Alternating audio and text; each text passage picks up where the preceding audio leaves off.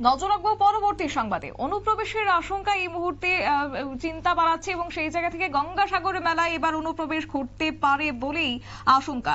এবং এমন আশঙ্কার মধ্যে বাংলা সরকারকে চিঠিও দিয়েছে কেন্দ্র। কুম্ভ গঙ্গাসাগর সংক্রান্তি মেলার জন্য সীমান্তে এই মুহূর্তে কড়া নজরদারির বার্তা দিয়েছে দিল্লি।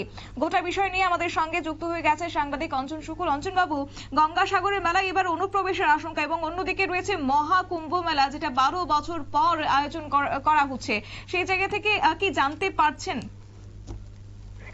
দেখো, সোমবার মেলার প্রস্তুতি খতিয়ে দেখে গঙ্গাসাগরে আসছেন মুখ্যমন্ত্রী মমতা বন্দ্যোপাধ্যায়। প্রশাসন সূত্রে খবর, দুপুরে হেলিকপ্টারে গঙ্গাসাগরে আসবেন মুখ্যমন্ত্রী। এদিন তিনি প্রথমে ভারত সেবাশ্রম সঙ্গে যাবেন, এরপর কপিল মুনির মন্দিরে পুজো দেবেন মুখ্যমন্ত্রী। এছাড়াও প্রশাসনিক কর্তাদের সঙ্গে মেলা নিয়ে আলোচনা করবেন। এছাড়াও গঙ্গাসাগর হেলিপ্যাড ময়দানের পাশে পুণ্যার্থীদের জন্য 100 শয্যার হোস্টেল এবং পাথর প্রতিমায় জেটি বন্ধে অর্থাৎ বিভিন্ন স্কুলে অতিরিক্ত শ্রেণীকক্ষ, পথশ্রী প্রকল্পের কিছু রাস্তা, কিছু অঙ্গনারী কেন্দ্র সহ বেশ কয়েকটি প্রকল্পের উদ্বোধন করবেন মুখ্যমন্ত্রী স্বয়ং। দেখো, বাংলাদেশ থেকে মুক্তি পাওয়ায় এদেশের 95 জন মৎস্যজীবী রয়েছেন, তাদের পরিবারের সঙ্গে দেখা করবেন বলে জানা গেছে। সাগর এসে জনস্বাস্থ্য কারিগরি দপ্তরের ভবন উর্মিমুখর এবং থাকবেন মুখ্যমন্ত্রী। সেখানে মেলার প্রস্তুতি বৈঠক করবেন। বিভিন্ন দপ্তরের মন্ত্রীরা ছাড়াও জেলা প্রশাসনের কর্তারা থাকবেন সেই আলোচনায়। এছাড়াও সুন্দরবন উন্নয়ন মন্ত্রী বলেন যে মুখ্যমন্ত্রীর নির্দেশ মতো পুণ্যার্থীদের যাতে কোনো অসুবিধা না হয় সেটাও তিনি দেখবেন। এছাড়াও পুণ্যস্নান সেরে সুস্থভাবে যেন মানুষ ফিরতে পারে সেই প্রস্তুতি প্রায় শেষের দিকে। প্রতিবেশী দেশে যেহেতু অশান্তি চলছে, সেই প্রেক্ষিতে এবার মেলার নিরাপত্তা আরো কড়াকড়ি করা হয়েছে। নদীতে নজরদারির ব্যবস্থা করা হয়েছে। তবে এবার কিছুটা জায়গা নিয়ে উদ্বেগের কারণ রয়েছে। প্রশাসন সূত্রে জানা গেছে, এ ব্যাপারে কেন্দ্রীয় স্বরাষ্ট্র মন্ত্রক রাজ্যকে প্রয়োজনীয় ব্যবস্থা নেওয়ার জন্য পরামর্শ দিয়েছেন। আর গঙ্গাসাগর মেলা চলবে যে 17 জানুয়ারি, এবছর 8 জানুয়ারি থেকে 17 জানুয়ারি পর্যন্ত গঙ্গাসাগর মেলা চলবে। আর 14 জানুয়ারি সকাল 6:58 থেকে 15 জানুয়ারি সকাল 6:58 পর্যন্ত পূর্ণ স্নানের ব্যবস্থা করা হয়েছে। এই মুহূর্তে আমরা যেটা জানতে পারছি, এবছর প্রায় 70 লাখ মানুষ আসার সম্ভাবনা রয়েছে। স্থায়ী স্নানের জন্য ব্যবস্থা করা হয়েছে। এছাড়াও 14 জানুয়ারি স্নানের পরিপ্রেক্ষিতে অর্থাৎ যাতে কোনো অপ্রীতিকর ঘটনা না ঘটে সেই জন্য প্রচুর পরিমাণে পুলিশ মোতায়েন করা হয়েছে। এবং এই প্রথম হেলিকপ্টার ব্যবস্থা করা হবে, যে হেলিকপ্টারের মাধ্যমে দেখা যাবে যে কোনো অপ্রীতিকর ঘটনা যাতে না ঘটে সেগুলো দেখার ব্যবস্থা করা হবে। পাশাপাশি অ্যাম্বুলেন্স রাখা হচ্ছে, 17টা অ্যাম্বুলেন্স রাখা হচ্ছে এবং সেই অ্যাম্বুলেন্স করে যদি কেউ কোনো অসুবিধার মধ্যে পড়ে তাদেরকে তৎক্ষণাৎ সেটা পৌঁছে দেওয়ার ব্যবস্থা করবে প্রশাসন। আরেকটা কথা তোমরা বলে রাখি যে যেহেতু বাংলাদেশের অবস্থা এখন খুবই খারাপ, সেই জন্য যাতে কোনো জঙ্গি প্রবেশ করতে না পারে সেই জন্য প্রতিটি গেটে মোতায়েন করা হচ্ছে যে টেল লেবার অর্থাৎ যে সমস্ত মেশিন দিয়ে চেক করা হয় উন্নত মানের। আর পাশাপাশি ওপরে মেটাল ডিটেক্টরের ব্যবস্থা করা হচ্ছে, যে মেটাল ডিটেক্টরের মাধ্যমে জানা যাবে যদি কোনো অনুপ্রবেশকারী বা কেউ কোনো কিছু নিয়ে ঢোকার চেষ্টা করে তাহলে কিন্তু সেটা সাইলেন্টের মাধ্যমে বেজে উঠবে। অঞ্জন বাবু, বলা হয়ে থাকে যে সব তীর্থ বারবার কিন্তু গঙ্গাসাগর একবার, তো সেই জায়গা থেকে এই যে মেলার আয়োজন যা কিনা 5 দিন ব্যাপী চলবে, তো সেক্ষেত্রে বাড়তি কি নজরদারি এবং কতজন পুলিশ বাহিনী এই মুহূর্তে নজরদারিতে রাখা হচ্ছে সেটা কি কিছু জানা গেছে? জানা গেছে, যেটা হচ্ছে মুখ্যমন্ত্রী মমতা বন্দ্যোপাধ্যায়ের নির্দেশ, এবছর কিন্তু 7 লক্ষ কিন্তু পুণ্যার্থীর সমাগম হবে। সেক্ষেত্রে মোট পশ্চিমবঙ্গের যতগুলো থানা এবং যতগুলো পুলিশ প্রশাসন রয়েছে তার 1/3 পুলিশ কিন্তু সেখানে হাজির হবে। এবং যেটা আমরা জানতে পেরেছি, যদি সেখানেও মনে হয় যে পুলিশ প্রশাসন কম হচ্ছে সেক্ষেত্রে কেন্দ্রীয় স্বরাষ্ট্র দপ্তরে কিন্তু কাছে কিন্তু দৃষ্টি স্থাপন করতে পারে, অর্থাৎ তাদের কাছ থেকেও কিন্তু পুলিশ প্রশাসন নেওয়া হতে পারে।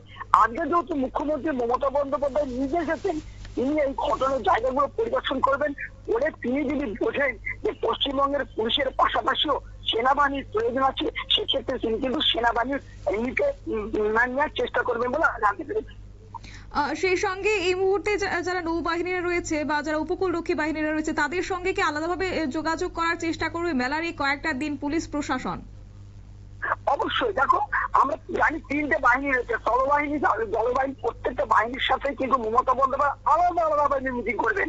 এবং আমরা এটাও জেনেছি যে সমুদ্রের মধ্যে অর্থাৎ কপিলমুনি আশ্রমে যে সমস্ত লঞ্চ আছে, মোট হচ্ছে 131টা লঞ্চের ব্যবস্থা করা হচ্ছে, যে লঞ্চের মাধ্যমে দেখা যাবে যে কোনো অনুপ্রবেশ করছে কিনা, এবং যদি কেউ কোনো অসুবিধায় পড়ে তৎক্ষণাৎ কিন্তু তাদেরকে ব্যবস্থা করে অ্যাম্বুলেন্স করে, যদি অসুবিধায় পড়ে তাদেরকে অ্যাম্বুলেন্স করে কিন্তু হাসপাতালে পৌঁছে যাবে। এর জন্য তোমাকে আরেকটা কথা বলে রাখি, মোট 31টা কিন্তু মানে স্বাস্থ্য শিবির গড়ে তোলা হচ্ছে, যাতে কোনো রকম মানে পুণ্যার্থীদের কোনো অসুবিধা না হয়, সেদিকে কিন্তু মুখ্যমন্ত্রী মমতা বন্দ্যোপাধ্যায়ের কিন্তু নজর রয়েছে।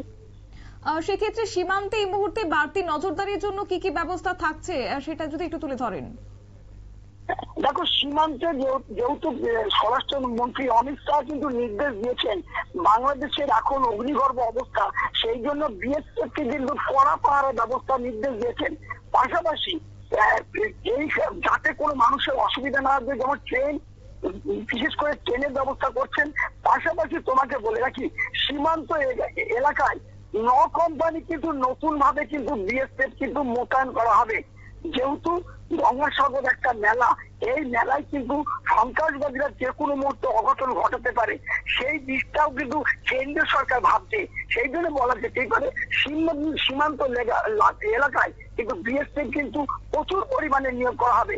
এবং তোমাকে আরেকটা কথা বলে রাখি, প্রয়োজনে ড্রোন ক্যামেরা ব্যবহার করবে কিন্তু বিএসএফ, যাতে কোনো অনুপ্রবেশকারী সহজে ভারতে প্রবেশ করতে না পারে সেটা দেখার। বলা যেতেই পারে মুখ্যমন্ত্রী এবং প্রধানমন্ত্রী দুজনেরই কিন্তু সচেষ্টা রয়েছে যে যাতে মেলাটা ভালোভাবে হয় এবং যাতে মানুষের কোনো অসুবিধা না হয় সেই দিকে। একেবারে অঞ্জনবাবু, আরো একটি বিষয়, এই যে মেলাকে কেন্দ্র করে আমরা প্রায় সময় দেখতে পাই যে হোটেলগুলি রয়েছে বা কেউ কেউ পুণ্যার্থীরা আসছেন তারা হোটেলগুলিতে থাকবেন, সেক্ষেত্রে এই হোটেলগুলিতে বিশেষ করে বাংলাদেশিরা অনেকেই অনুপ্রবেশ করে সেই হোটেলগুলিতে থাকেন, এবং সেক্ষেত্রে কি পরিদর্শন চালানো হবে বা নজরদারি রাখা হবে হোটেলগুলিকে? দেখো, অবশ্যই যেটা মুখ্যমন্ত্রী এবং স্বরাষ্ট্রমন্ত্রীর নির্দেশ, হোটেলে যখনই কেউ যাক না কেন তার কিন্তু ভোটার কার্ড, আধার কার্ড কিন্তু তাকে নিতে হবে এবং খাতায় রেজিস্ট্রেশন করতে হবে, এবং 3 বার সকাল, দুপুর এবং রাত্রি 3 বার করে কিন্তু থানায় অর্থাৎ পুলিশ প্রশাসনের কাছে কিন্তু সেই খাতা কিন্তু এন্ট্রি করতে হবে। পাশাপাশি যদি কোনো সন্দেহভাজন ব্যক্তি আসে, এটাও নির্দেশ দিয়ে দেওয়া হচ্ছে হোটেল মালিকদেরকে, তৎক্ষণাৎ যেন তারা পুলিশ প্রশাসনের যোগাযোগ করে এবং পুলিশ প্রশাসন সঙ্গে সঙ্গে সেই ঘটনাস্থলে এসে পৌঁছাবে। বলা যেতেই পারে কোন রকম অপ্রীতিকর ঘটনা যাতে না হয় সেই দিকেই কিন্তু মুখ্যমন্ত্রীকে প্রত্যেকটা হোটেলকে নির্দেশ দিয়েছেন স্বরাষ্ট্র দপ্তরের মাধ্যমে। একেবারে অঞ্জনবাবু, অসংখ্য ধন্যবাদ আপনাকে।